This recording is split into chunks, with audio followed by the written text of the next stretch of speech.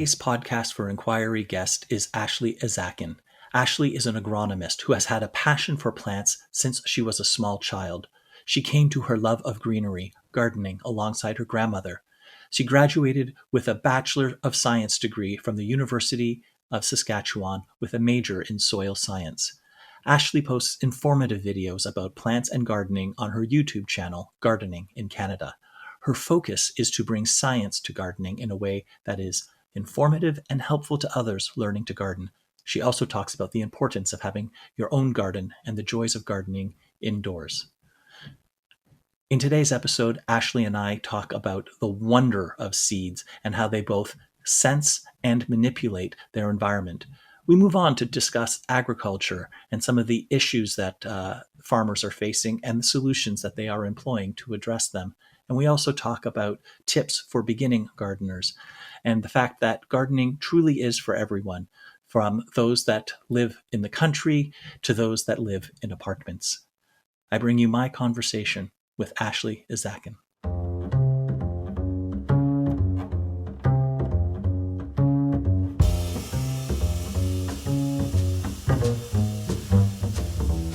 Welcome to the Podcast for Inquiry, brought to you by the Centre for Inquiry Canada, a national educational charity supporting your community for reason, compassion, and secular humanist values.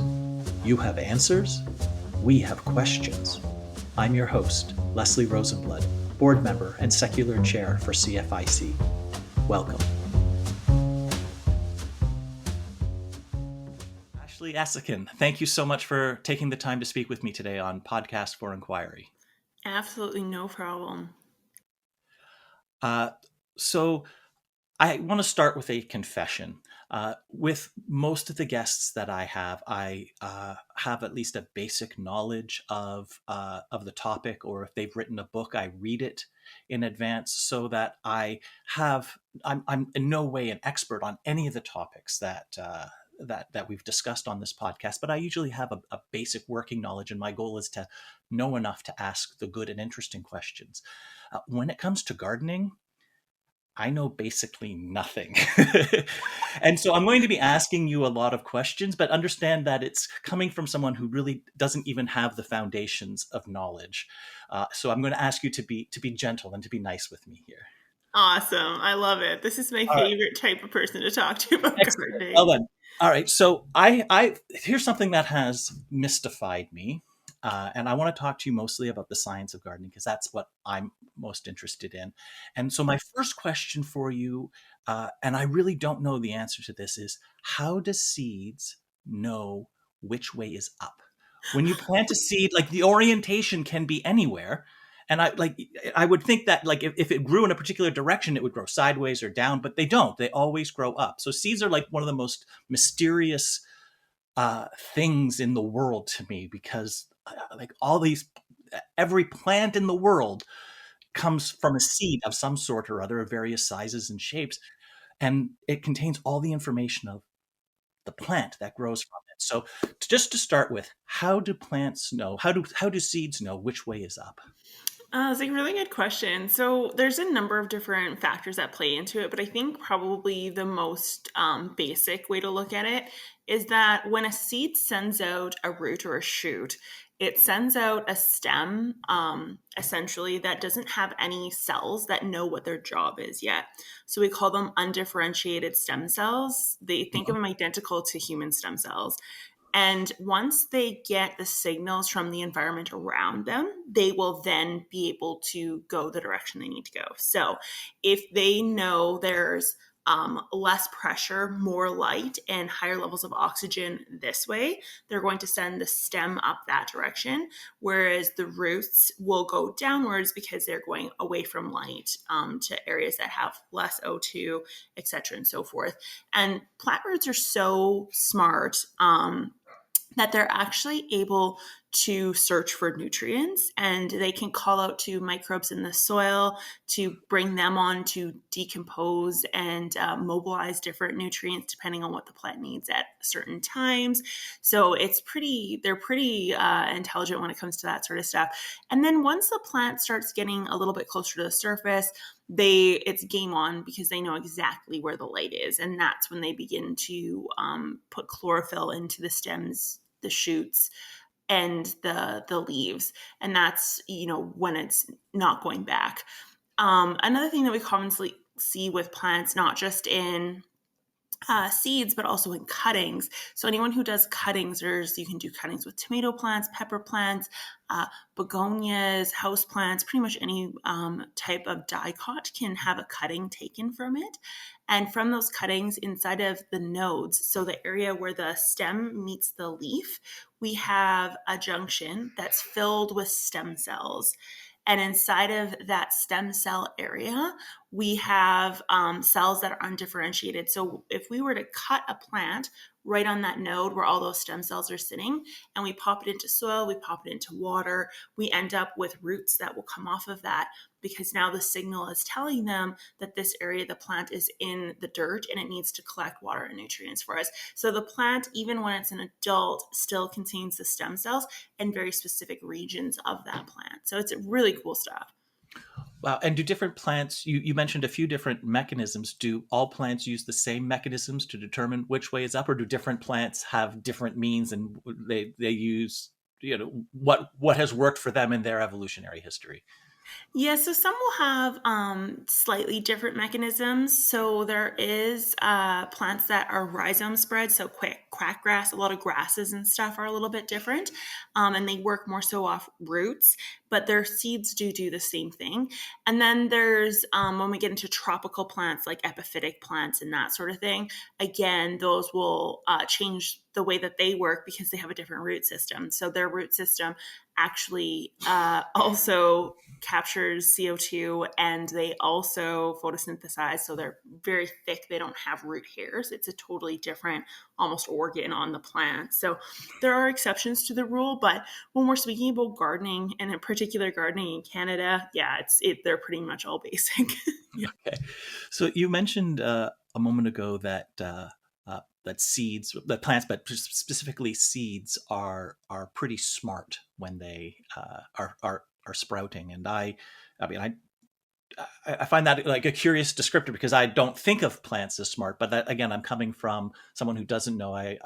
There's a scene in the movie Idiocracy where a guy is transported into the future, and he's a horribly average person, and he basically says, well, why don't you just water the plants? And it had never occurred to anyone in this future, and that's really all that was needed, and suddenly the crops were sprouting again because nobody was watering them because they didn't think of it.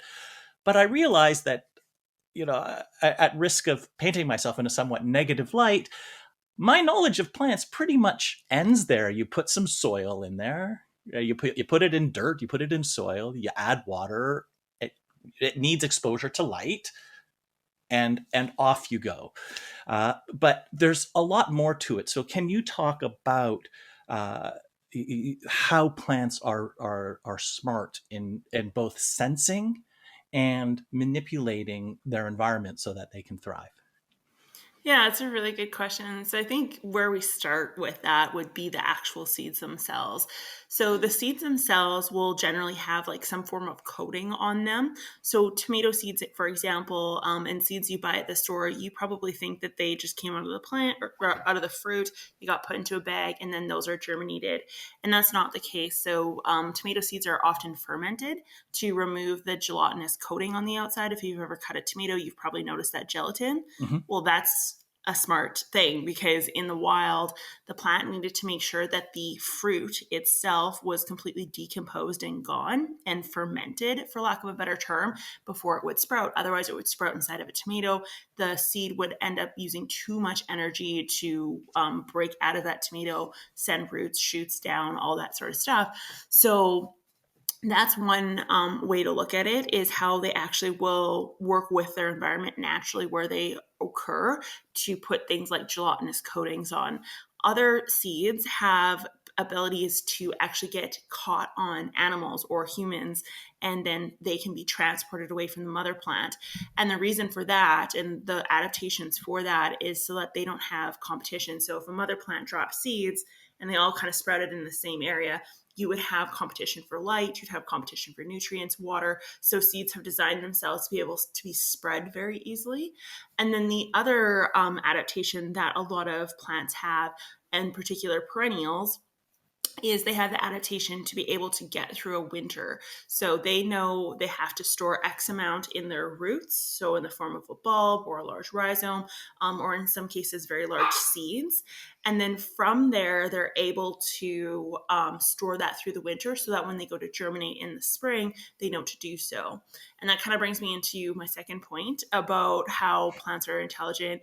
They are able to know when it's time to germinate completely based on the temperature of the soil.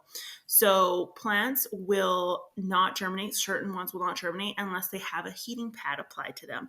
So pepper plants, a number of perennial flowers are very common for this because they're actually tropical plants. They're not meant to be grown in Canada.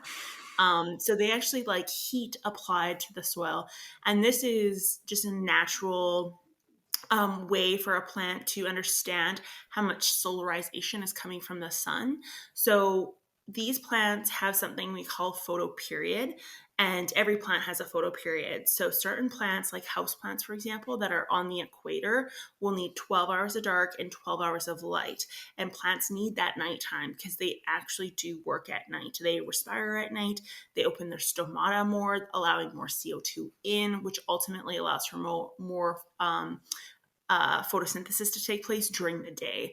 So when it comes to the soil and the heat of the soil, it's completely based on the sun and the intensity of sun. So when our soil begins to heat up, we end up with better rates of germination, and we end up with less rotting of the seed and that sort of thing.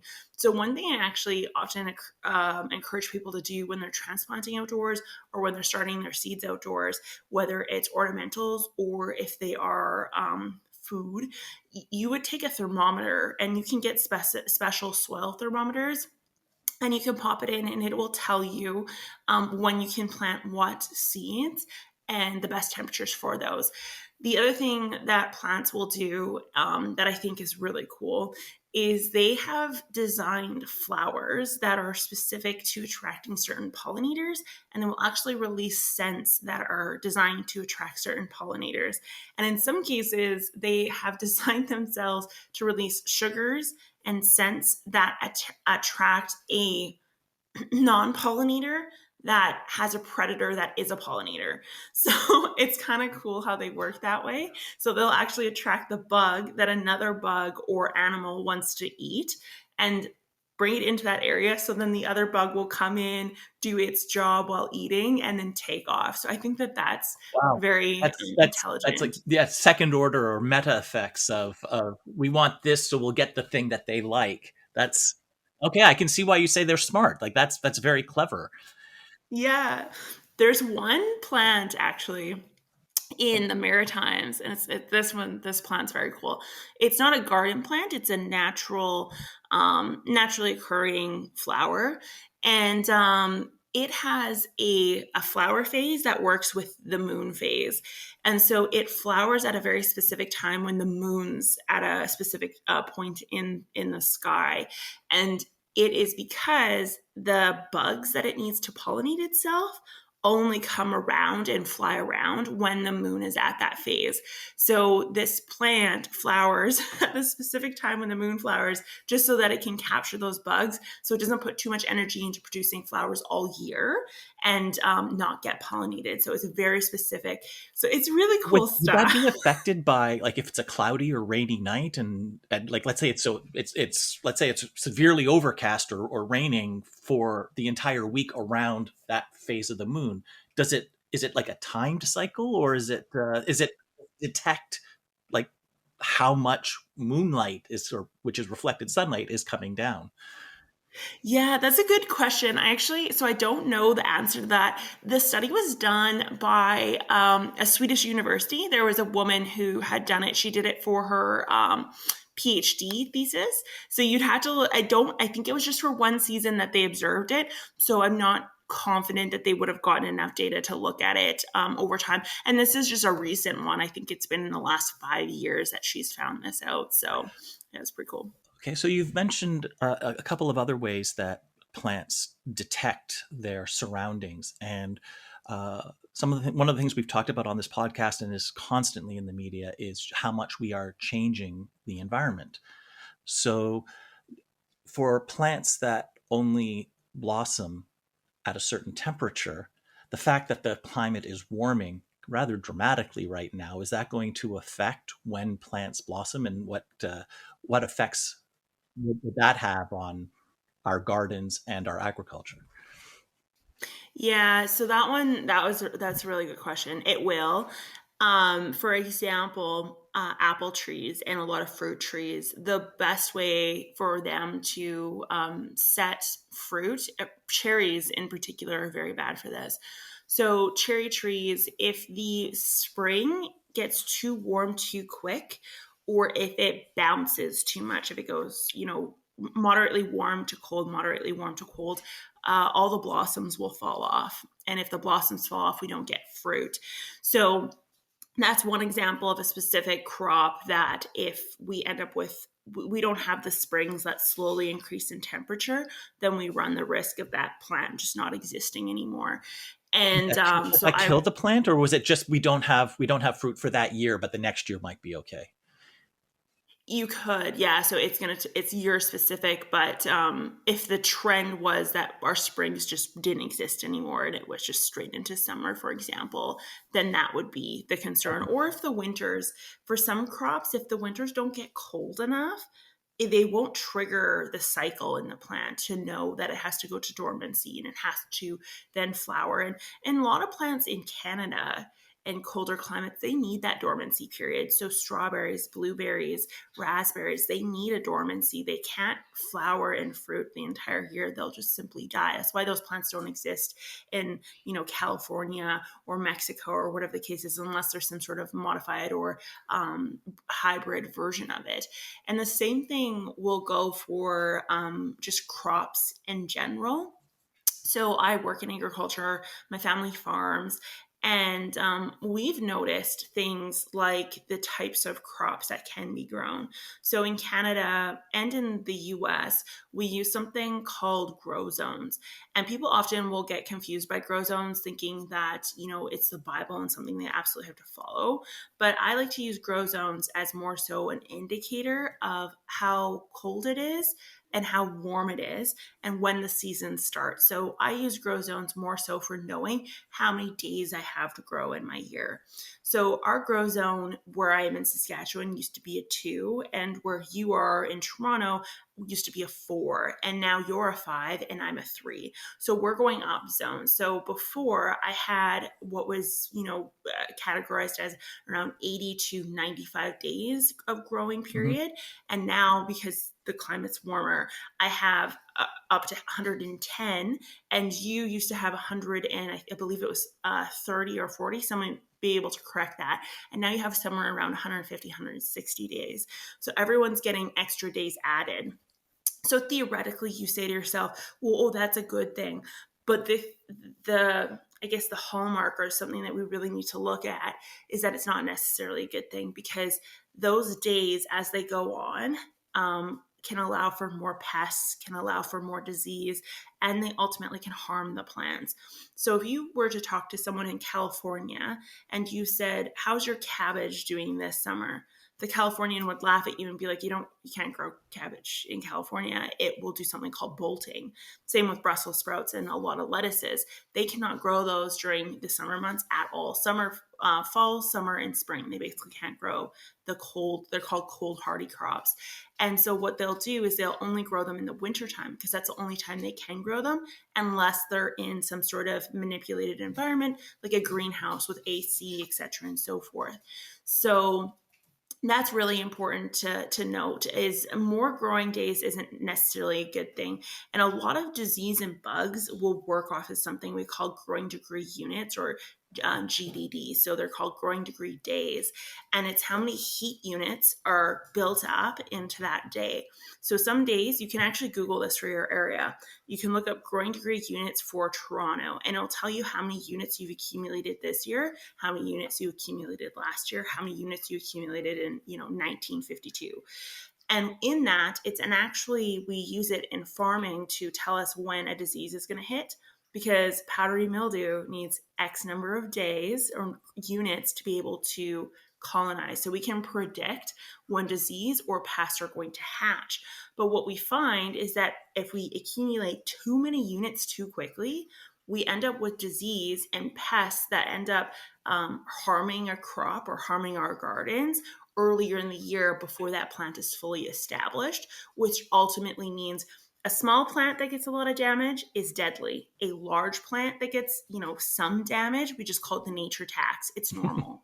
So definitely an issue. Okay, I could probably talk to you about agriculture in general all day, but the reason I brought you on was to talk about gardening in Canada. So let's bring our focus down a little bit. And although Canada is the second largest country in the world by area, and we have comparatively small population of like only 38 million, we have not spread ourselves out very much. A majority of people, I think fairly recently, a majority of Canadians are now living in urban or suburban environments. We're no longer majority rural by population, and for those at least in cities and towns, a majority of people are living in apartments or condos and not houses with a huge front and backyard. They might have a small front backyard, even for those that are in houses. So for those that aren't farmers, for those living in cities that have a very small acreage, or for those living in apartments and don't have any ground real estate, uh, is gardening a hobby for everyone else, or can urbanites and apartment dwellers also get into gardening? And if so, how? No, for sure. So, I actually, this is so funny because people will say, well, I can't garden because I'm in this situation, or I can't garden because I'm in that situation. And the irony of all of this is I use both methods. So I grow in containers, I grow in raised beds, and I grow on the ground. And there's a reason for it. In Canada, we have a colder climate relative to the rest of the world. And we can manipulate that in small little micro ecosystems in our yard, which works to our benefit. So we are able to grow the lettuce, the cabbage, the Brussels sprouts, the onions, and the colder climate crops in the ground. We can also grow those in raised beds, and we can grow them in containers. Now, with that being said, we can use containers and raised beds to increase the soil's temperature, which benefits us again, because then we can grow things like tomatoes and peppers and eggplants and okra and all these other exotic artichoke, you name it, in our yards. And so I would actually encourage people, regardless of where you are, to give it a shot. So right now, we just came out of a polar vortex here in Saskatchewan. It was minus like 38 on Friday. It was unbearable. And I have a garden indoors. So I'm growing in 5 gallon pill buckets in my basement. I'm growing lettuce on top of a fish aquarium using a floating raft. I mean, anything's possible. And I'm growing all the lettuce and leafy greens I need for the house for all of the month of December. So don't limit yourself whatsoever. I utilize every inch of space I do have outdoors, but I do use a small 4x4 space in my basement to just grow all year So, round. uh, So so a 4 by 4 space. I live in Toronto, and I have a home, and it's not a large one, but it's certainly sufficient for my needs. But space is at a premium. So, how would I get started if someone were interested in getting started without? Uh, uh, I, I'm happy to read a book or two, but I'm not going to spend years of learning before I get going. So, how can someone who's interested, get started with it without investing too much, an unreasonable, well, what I would deem to be an unreasonable amount of time, and without spending an unreasonable amount of money? yeah, so that's a great question. So where I would start is I would look at what you actually eat. Gardeners, especially beginner gardeners, make this mistake all the time, literally all the time. They will grow what they know you can garden. And the problem with that is that if you don't like tomatoes and you're growing them, you're going to lose a lot of interest in gardening. You're going to lose a lot of drive to keep that plant alive. So look at what you grow, and then look at what you grow that costs the most money. So is it herbs, or is it lettuce, or is it cucumbers, tomatoes, etc., and so forth? So if your answer to that is herbs, and I think a lot of people are going to lean towards herbs and leafy greens because they're kind of cash crops. Even in like on a farming scale, we consider those cash crops are worth a lot. So those are the ones I would start with, because they don't need intense light, because they don't need to have specific you know spectrums in order to fruit and flower, and they don't have intense photoperiod demands. So a tomato or a pepper or a cucumber needs 16 to 18 hours of light a day. They're called long period photoperiod plants, whereas herbs and leafy greens, they can get away with 12 to 14 generally, because they don't have to fruit and flower. So what I would do then is don't plant your seeds into, the container. So if you're doing a large container, say a 5 gallon belt bucket or equivalent to that, or, some people, I use recycled plastic. So I will use like a Folgers coffee can. I will use takeout containers now, not anymore because they are not made out of plastic, but in the past you could use something like that. And actually don't seed into that. You could end up with dampening off. You can end up with seed rotting and stuff. What you would want to do is just start the seed in a tiny amount of soil, so you can get coconut coir pods with like a cotton batting on the top. You can hydrate those, pop a couple seeds in there, and put a cup over top of it. That's going to germinate much better than having it in a large size container. The other thing that people can do is, if they don't like the idea of soil, they don't like the idea of containers, they can actually just do something very simple like microgreens or sprouts. And those literally involve a buying of a seed. You can buy them in bulk. They're called sprouting seeds. They're cheaper than regular gardening seeds. And you pop them into a mason jar, you soak them, and you rinse them once a day. And then you will have actually a really healthy salad.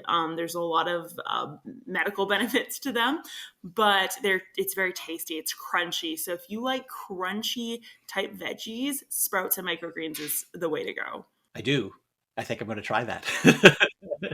Yes, you should. Microgreens, or sprouts in particular, are very easy to do. Excellent. Very Okay, and they're easy. delicious. Um, so Yes. I mean, there's gardening centers around, and I see that there's like 20 different types of soil, and I what are the differences between them? Because I assume that there are. I mean, I know that different plants need nutrients. I don't even really know what nutrients they need. I'm just sort of spouting the word that they need nutrients, and presumably different plants need different types, and that's what the different soils do. But can you tell us what makes a type of soil good or bad, why you how you can improve the soil that you have, what you might want to look for, and what types of soils different types of plants are looking for? Yeah, sure. So when you go to a garden center, you'll see soil. So that is an inorganic. And when I say inorganic, I don't mean conventional farming versus organic farming. I mean, it's made up of rock, crushed rock, because that's what soil that is outdoors is. It's from when the glacier rubbed against the shield, and it just ripped and tore up the ground, and it made very small micro-sized pieces that, combined with water activity, you name it, it's just weathered bedrock is what soil is. So you have that, and then on the other side you have potting soil, which is what a lot of horticulturists and stuff will refer to as soilless. So soilless means that it doesn't have it's less than the majority of being the actual inorganic compounds, which would be the bedrock. So when we're looking at potting soil, which would be what we would use in containers. We could also throw this in compost for carbon material. We could use it with house plants. We can use it for indoor growing. That is going to have a mix of peat or coconut coir. It's going to have a mix of like compost. It's going to have some perlite in it, and it's also going to have some pH balancing aspects. So some people will simply think, well, I can make that on my own for less. So they'll go buy a pail of peat, they'll buy some compost, so they'll use their compost at home, they'll buy a bag of perlite, they'll throw them all together, and they'll say perfect. But then they'll end up with things like blossom end rot, stunted growth, and other micronutrient deficiencies later on down the road. And the reason for that is because these soilless mediums, without things like dolomite lime being added, tend to be very acidic in nature. So plants are kind of neat in this aspect, is they actually need a pH of around 6 to 6.5 to uptake nutrients. It's the pH that allows the soil to release kind of nutrients from the magnet that is soil and give it up to the plant roots. And that's kind of the sweet spot So for pH, that. that's a level of acidity, like how acidic it is, and then the opposite of acid is base, or how basic it is. So I know that Alkalinity, yeah. 7 is neutral. It's neither basic nor acidic. You said 6 to 6.5. Is that more acidic or is that more basic? Yes. So they It's they more want it to be acidic, yeah. slightly. So plants want soil that is slightly but not very acidic. Okay. Yeah, majority plants. So there's blueberries, hydrangeas, a lot of flowering plants actually like it Okay. more acidic. So they like a 5.55, but they're the exception to the rule. The rule is 6.5, 6 to So you 6.5. So mentioned compost. So should I add things like eggshells and coffee grounds, my tea bags? Should I just add that to my potted plants, or to the the microgreens that I'm going to start growing in my house? yeah, I get this question a lot. So plants, what they'll do is they need a nutrient that's been worked on. So I think people will commonly think, well, if it's a nutrient, like it clearly has calcium, if it's an egg, the plants will just uptake it. And the truth of that is that that egg has calcium in a form that's, designed to make an egg. It's not designed to feed a plant. So what needs to take place is we need a lot of work to go into it. So we will have macro or microbiota that's larger in size, such as, rollies or earthworms are very common, to eat away at that, break it down. And then we have secondary ones move in that we can't see unless we have a microscope. They will go in and they will tear the bonds apart, on a molecular level. And then that needs to be captured in water and then moved to the plant roots, or the roots will move to that area. So when we talk about nutrient uptake of plants, we will often, soil scientists will refer to it as a solution, soil solution. And the reason for that is because it is like a smoothie. We put in the blueberry, we put in the strawberry, put in the milk, we put in the protein powder, the peanut butter, whatever the case is. We can see all the individual aspects. We blend it up, which is kind of our macrobiota take in charge. We then see this kind of homogeneous mass. We drink that, our saliva, our stomach digests that more, and then our body takes away the rest. And plants work on the same level. It's just all the digestion is happening in the soil itself before it gets delivered to the plant. So adding coffee grounds, tea bags, eggs directly to the soil won't do very much until it's kind of mobilized into a plant usable form. What you can do though is you can compost those, and that will speed up the process. So rather than that egg, being accessed months or potentially a year down the road, it can be accessed much sooner once it's composted and then placed on the plant. So I always advocate for composting on a small, tiny little container level. I have done all the way to big Okay, bins. so that's it, it's a bit more involved than that. Yeah, Greedy yeah. chickens Unfortunately, making putting calcium in eggs in ways that plants can't use. I know, right? How Uh, selfish. Now, when so I started my microgreens and I've been growing them for a while. Uh, do I need to? I'll water it, and I'll either expose it to natural light, or maybe I'll even buy some lights that are on a timer so they get the right amount of light per day.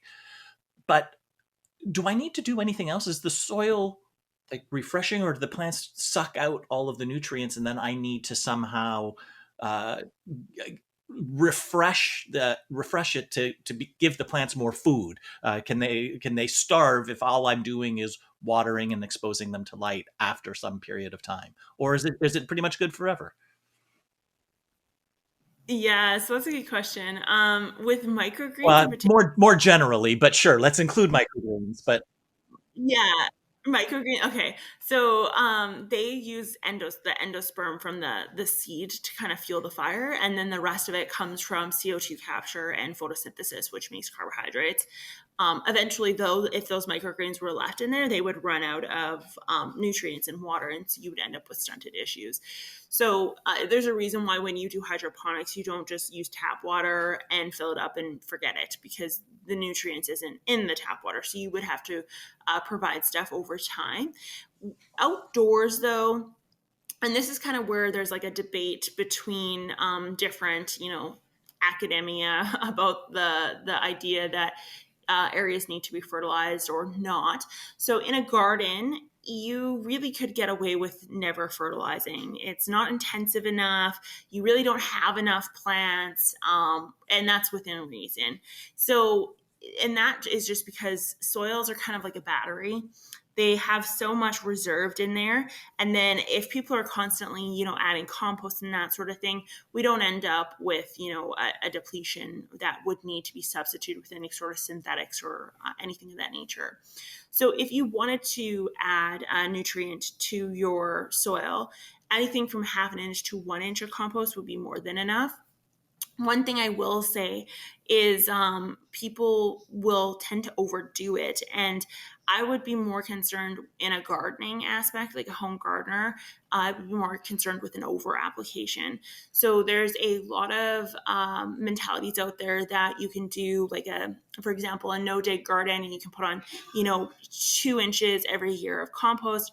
And that's great. It's weed free. It's, no till, etc., and so forth. And they're not wrong. It is good, but there's a lot of loss in that system. So one thing we try to do in agriculture is minimize loss. It costs us money, A.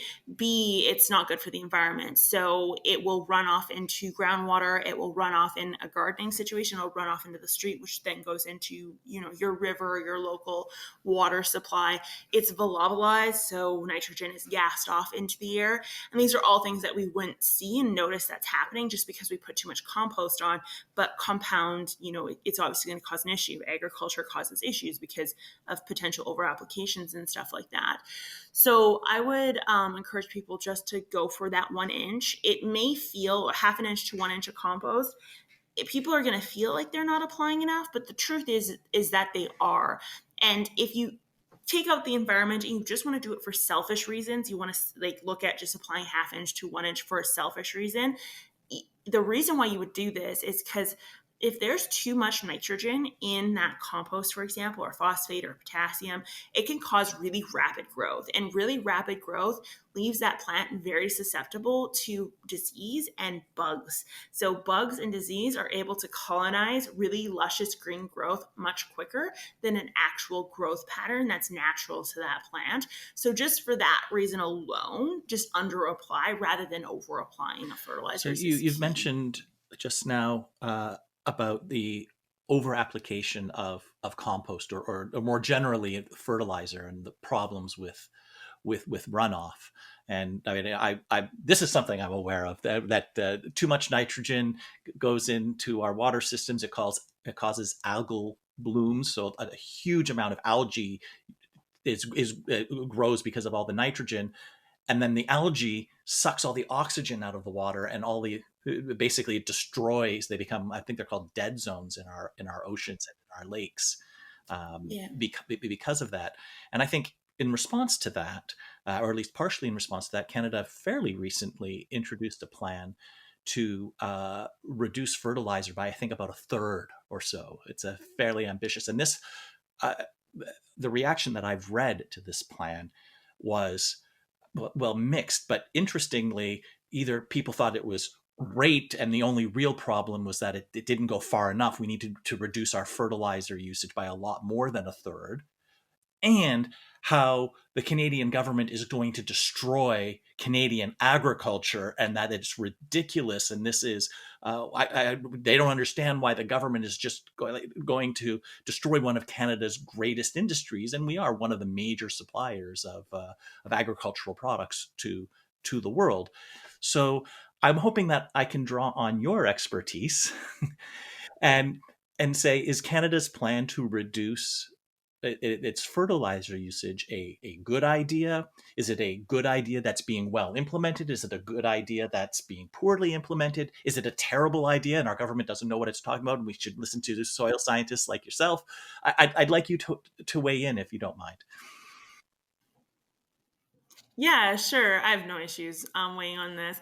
So I think for starters, the number one thing that I think everyone needs to like take a breath about, regardless of what side you're on, is that it's not a 30% reduction in fertilizer. It's a 30% reduction in gas release. So specifically, they want to reduce nitrogen gas release into the atmosphere or into waterways, et cetera, and so forth. But it's an emissions target. It's not Okay. a fertilizer reduction. So it does not mean that the fertilizer is going to have to be reduced by 30%. It just means we want to reduce emissions by 30%. So with that being said, there's a number of different ways we can do this. One way is we can use prescription mapping, or prescription farming is what we like to call it. So there's technology that can be involved that doesn't involve, and this is maybe where the government needs to consult people, is it doesn't have to be a blanket. You used 10,000 pounds last year, so this year you're only getting 9,000. And that's how we're going to reduce your emissions. This is where a discussion needs to be had. So anyone could step up that knows soil science and, agronomy and crops and you name it. And they can step up to the plate and they can say, okay, these are the ways we can reduce this. Number one, we can try prescription mapping. So farmers will consult, and this is, very common. I don't know many farmers that don't use an agronomist because of this reason. Fertilizer costs money, so their goal is to reduce it. So they will use harvest maps. So they will harvest or combine an area. They will know how many bushels they will capture in a specific region, and they'll be able to compare that across the entire field. From that, they can tell that this area, the top of the hill, for example, commonly will need more nutrients applied than the bottom of the hill, which you may just shut off the boom entirely when you get to the bottom. So that's what we call prescription farming. That's one way to reduce our fertilizer input.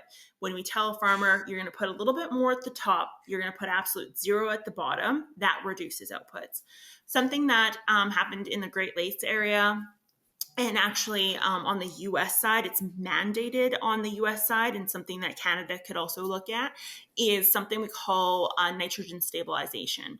So we would apply our nitrogen and we apply it with a stabilizer.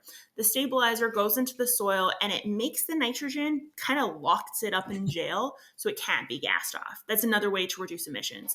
It's unlocked from jail once the plant releases the proper exudates, the proper microbes come into contact with the material, and it's released to the plant. Plants don't need much nitrogen in the beginning phase of growth. It's not till later on. So if we can lock the nitrogen up before and then let them feed on it after, that's better.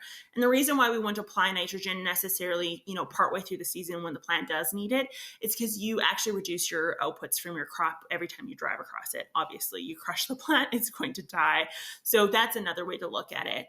But I think ultimately when it comes down to this, is people need to understand that farmers are running a business, and so over application is not top of mind for them. They want to reduce their inputs as much as possible, and the people who are scared on the farming side of the potential reduces in yield, they I mean, nitrogen is essential and they may have some reason to be concerned.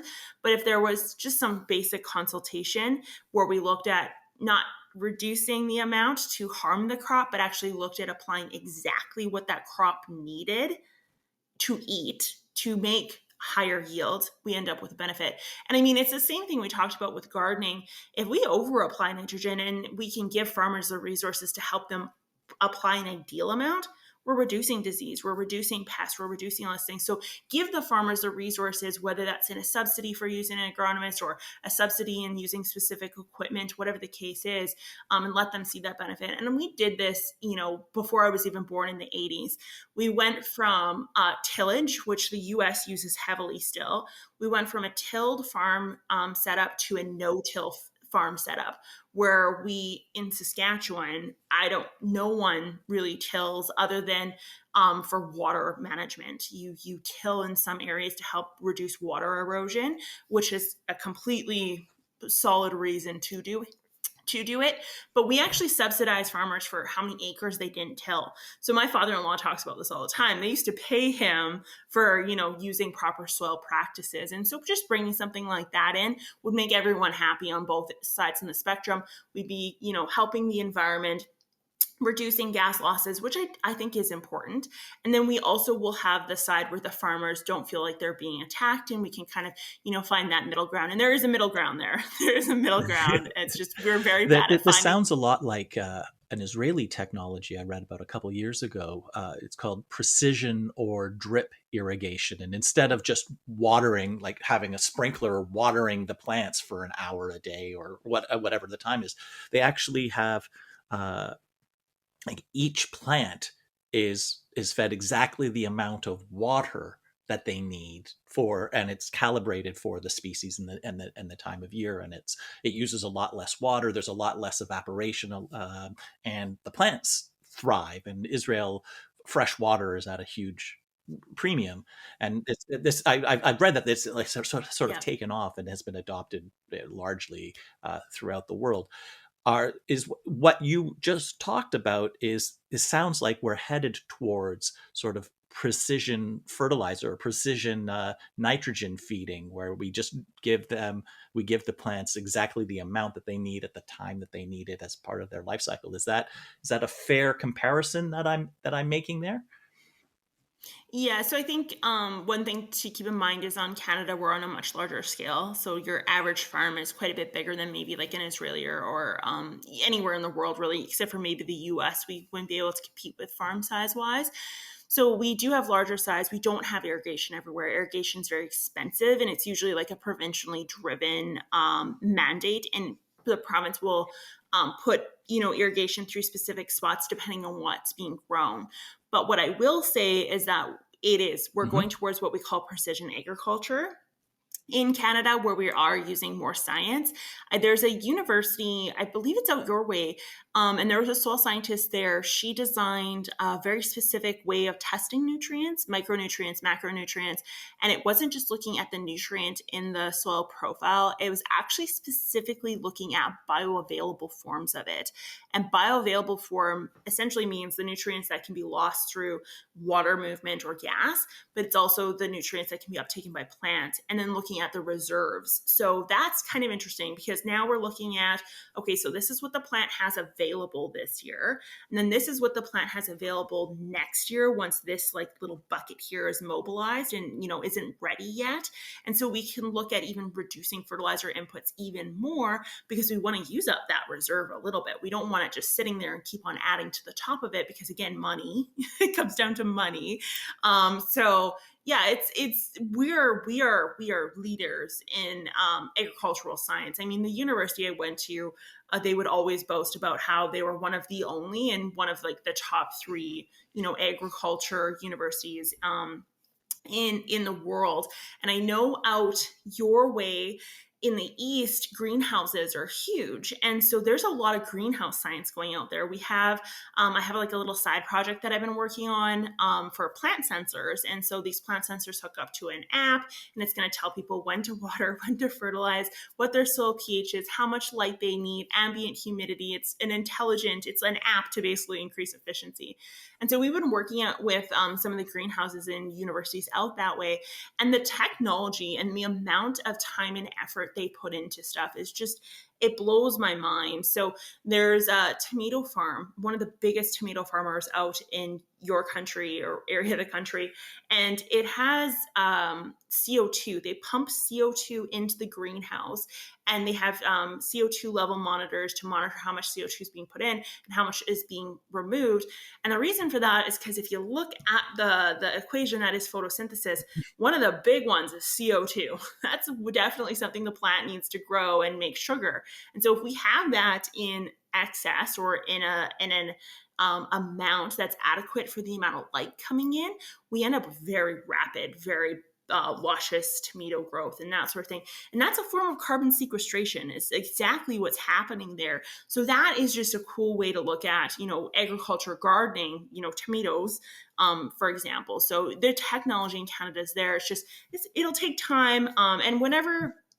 And this is where government's great, whenever they subsidize something or when they really push for innovation on something and they want to become leaders in something, they have the people for it. They have me, they have a whole bunch of nerds that's what they want.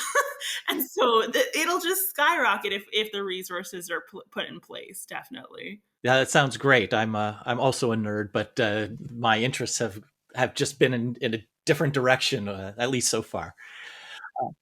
Uh, One thing I wanted to ask you, I, I read that like the Romans, if a village was not cooperative, as a collective punishment, they would salt the fields, and and that meant that the crops would all Oh, die, and they wouldn't be able to grow. Like it essentially was poisoning uh, the earth, so that crops couldn't grow. But I was also reading. I think earlier this year there was an article about Epsom salts or Himalayan salts. Then they were recommending that people use that in their personal gardens to help plants grow, and I couldn't reconcile the two, and it's entirely possible that these articles were not accurate. But I was wondering, is there any, well, when when when historical empires would salt the fields, was that just an expression, or is that what they were actually doing? And if that is accurate, are there any reasons that you might want to apply salts to your plants in your home or in your outdoor garden? okay, so that Roman thing is very cool. That's so neat. It will. I mean, it will kill your crop for sure. Anything in excess actually will kill your crop. So if the Romans were in today times, they could just have applied borax or boron, which is a micronutrient that plants need, but in excess will absolutely kill your crop overnight. And that goes for any nutrients: nitrogen in excess, phosphorate, potassium, sodium. Plants actually need sodium to survive. All of these will kill a crop in excess, and that's where fertilizer balance comes into place. And more is not necessarily the merrier in many cases. One thing I will say though is there is a big push to add Epsom salts, in particular to your garden or to your crops. And this is because it's magnesium sulfate. So sulfur is obviously something that's used by plants. It's actually very commonly, used in excess for things that are in the Brassicaceae family or the allium family. So onions, leeks, scallions, Brussels sprouts, cabbage, anything that has that weird taste or is a little bit more intense in flavor needs a little bit more sulfur, and that's what gives them that intense taste. And then magnesium is something that's used across the board. It's called a secondary macronutrient, is what we like to call it. Some people call it a micronutrient. It's a plant, or it's a nutrient that plants will use more so than they will use boron or manganese, but it's less used than the nitrogen, phosphorate, and potassium. So it's in between the two. And so, because of that, people will often say, well, if you add this, it will stop something we call blossom end rot. So, it's the rotting off of the bottom of the fruit. The bottom of the fruit turns kind of like a mushy black on our tomatoes. Eggplants, peppers, anything that fruits and flowers, you can end that, or you can end up with blossoms popping off if you're doing ornamental plants. So that's where the premise for that is. And we know this is caused by a magnesium deficiency. So people say, Okay, if I have that deficiency and I apply magnesium sulfate, which is magnesium sulfate, it's not harmful to plants if it's applied within a reasonable rate. But what ends up happening is they end up applying it to the soil that's in Canada or in the US.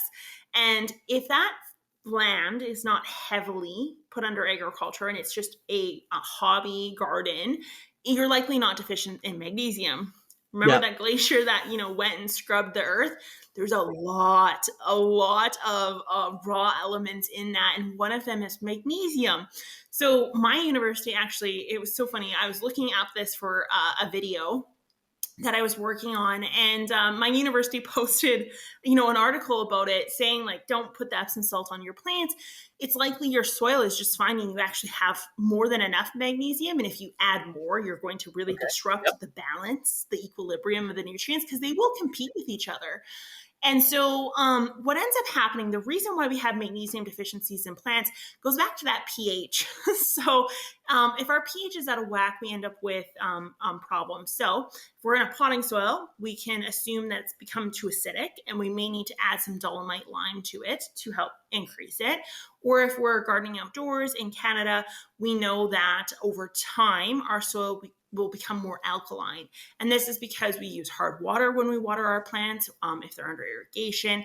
And this will cause, carbon and calcium to get locked up in the soil, which ultimately skyrockets our pH. So adding elemental sulfur will help bring that down. The moment we get that pH back in order, the magnesium begins to flow and everything goes back to normal. But if you have a nutrient deficiency in the form of a blossom end rot, and you're thinking to yourself, I got to add eggshells and Epsom salt, take a pause and actually test the soil pH, see where that's at, get that aligned. And I think you'd be shocked. All those disease or nutrient deficiency issues you thought you had will suddenly disappear because your soil is a little battery and it has a heck of a lot in it. So, All right. I've asked you a lot of questions about things I've encountered. Uh, what's the most prevalent garden myth that you've encountered, if you want to set the record straight? oh, prevalent garden myth. I think honestly, I think it comes down to watering. I think a lot of people will assume plants don't need too much or too little water. So if you are growing a plant indoors and you're starting them out, they need quite a bit of water. But once we get them outside, people will often water every day for 15 minutes, or they'll water once every 3 days for 45 minutes. And the truth of the matter is when you start doing that in the beginning of your season, your growing season, you're actually doing more harm than good. So in the beginning of the season, it's nice and mild temperatures in Canada. We are getting kind of some rain. It's a nice time of year. It's not uncomfortable. And that's the time to teach your plant roots to dive for water. So if we hold back on water and we maybe water once a week for 45 minutes rather than every 3 days, we're forcing the roots to dig more. When the roots dig more, they get longer and longer and longer. They're trying to tap the water reserves deeper down in that soil system. They tap the nutrient reserves deeper down in that soil system and actually pull it up into the biomass, which then will be composted and re-added to the top. So you can see the benefit there. And so when we get into the seasons that are hot, when it's 30, 35, 40 degrees Celsius, and we're like, oh my goodness, I got to water my garden every day, you'll suddenly realize you don't have to, because you set that precedent for those plant roots to dig for, deeper in that profile and capture everything. So I think that's my number one, is really dial in your watering. Like that you said Iran did, or Israel. Yeah, yeah, Israel developed. It was actually an accident. There was a leaky pipe that was or a joint, and it was just dripping a tiny amount of water, but continuously. And the plants around that, where that leak was, were sprouting much more than all of its peers. And the engineer, or the farmer, whoever it was, that's curious, and looked into it. And that technology was developed by essentially an accident, or a flaw that they learned from, and learned. So that was the genesis of that particular technology. That's very cool. Yeah. Yeah. Everyone's going to install leaky pipes everywhere now. Yeah, yeah. Well, it required the accident, but also the observation the observation that the plants around it uh, were thriving, and then putting the two together, and then systematically determining how to make that how to make that scale. So there was a lot of work. It was, the origin was a happy accident, but there was also a lot of work that went into it afterwards. I'm not sure that leaky pipes is the solution to the world's problems, but you know. It's so funny because I have hydro. I do hydro in my house too, and one of the hydro systems that produces the best results for me is actually like a drip hydro. So it's so funny that they found that in a soil system that it works, but it works really well in hydro. The little tiny drip onto like your little pod. I have the best results from that version compared to my deep water culture, my aquaponics, and that sort of stuff. So that's All interesting. right. So I think that rather than talk to you for hours and hours and hours, I'm going to direct people to, you've got a YouTube channel, Gardening in Canada, and I will link to that in the show notes. So if anyone wants to see and hear more of Ashley, please go to her YouTube channel. You've got a tremendous amount of content there. Uh, Yes. Yeah. Excessive amounts. so, any last thoughts for our listeners of Podcast for Inquiry? I think I want to encourage everyone out here to definitely give gardening a shot, whether it's on a small scale like the microgreens you're talking about indoors on a patio, or something that's more large scale. And the reason for that is for your health, mental health, and your physical health. It's changed both for me drastically when I started gardening and just getting into plants in general. And it also, I think, is going to be the solution ultimately to potential climate change and ecosystem issues that we will have in the future. A localized food supply is going to be huge for helping combat issues within our society. So definitely get out there and garden. You will not regret it. All right. Ashley Esakin, thank you so much for taking the time. I really enjoyed our conversation on today's episode of Podcast for Inquiry. Absolutely, anytime. We hope you enjoyed today's episode. Links for today's discussion can be found in the show notes. If you enjoyed today's podcast, please subscribe and engage in the conversation. Comment, rate, and review. Email us at podcast@centerforinquiry.ca. We'd love to hear your perspective. The Podcast for Inquiry is brought to you by the Centre for Inquiry Canada. We are a national educational charity supporting reason, compassion, and secular values. To our supporters, thank you. If you have not yet contributed, please consider making a donation at centerforinquiry.ca/donate, or becoming a member at centerforinquiry.ca/join. Your contribution supports our efforts to have rational and evidence-based decision-making everywhere. CFIC is on the web at centerforinquiry.ca. We are on Facebook, and follow us on Twitter at CFI Canada. Podcast for Inquiry is produced and edited by Lee Shields, Zach Dumont, and Martin Zielinski. Music by Anthony Lazaro. I'm your host, Leslie Rosenblood. See you next time.